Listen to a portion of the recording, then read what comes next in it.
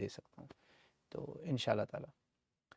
تو علی مردان بھائی کا بھی ایک سوال ہے، وہ کیا سوال ہے جی؟ اگر ہاں ماشاءاللہ، علی مردان صاحب کہتے ہیں کہ اگر ایک لڑکا رشتہ نہ ملنے کی وجہ سے شادی نہ کرے تو اس پر سنت چھوڑنے کا الزام نہیں لگایا جا سکتا نا، کیونکہ اسے کوئی رشتہ دے ہی نہیں رہا، لڑکے میں مسئلہ نہیں ہے۔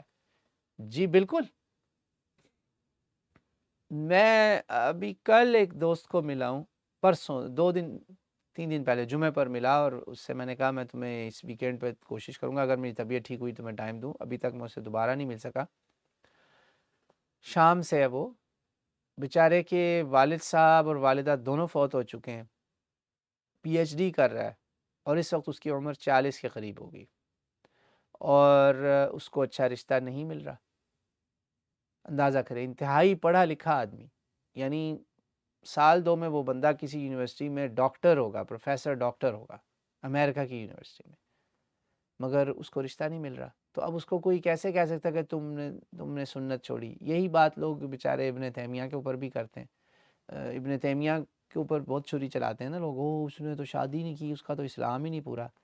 کم آن، ڈونٹ جج people, we are know one to جج پیپل۔ ہمیں کسی نے اختیار نہیں دیا کہ کسی کی شادی ہونے یا نہ ہونے پر، کامیاب ہونے یا ناکام ہونے پر ہم اس کو جج کریں۔ ہاں اگر کوئی یہ اٹھ کے کہہ دے کہ شادی اسلام میں ہے ہی نہیں جی، میں تو وہ کر رہا ہوں، کیا اس کو کہتے ہیں، تارک دنیا بن رہا ہوں، میں نے نہیں شادی کرنی، شادی میرے پہ حرام ہے، پھر اس کی پکڑ ہوگی، پھر تو ججمنٹ دے گا نا کوئی داعی، کوئی دین کا مبلغ۔ جیسے ہم ابھی بات کر رہے تھے شادی کی رسموں کی، ہم لوگوں کو پرسنالٹیز کو تو جج کر ہی نہیں رہے، ہم ایکٹس، ان ایکٹس کو جو سراسر اللہ رسول کی بغاوت ہیں، اللہ رسول کو چیلنج کر رہے ہیں اور شیطان کے ساتھ اتحاد کر رہے ہیں، وہ اعمال ہم ان کو جج کر رہے ہیں، اور ہمارا کام ہے ان کے اوپر گرفت کرنا، امر بالمعروف اور نہی عن المنکر کریں گے ہم۔ مگر کوئی مجبور آدمی جس کو رشتہ ہی نہیں کسی نے دیا، کوئی بیٹی دینے کو تیار نہیں، کتنے ایسے مذہبی لوگ ہیں، لوگ ان کو حلوہ کھلا دیں گے، کھانا کھلا دیں گے، بیٹی نہیں دیں گے۔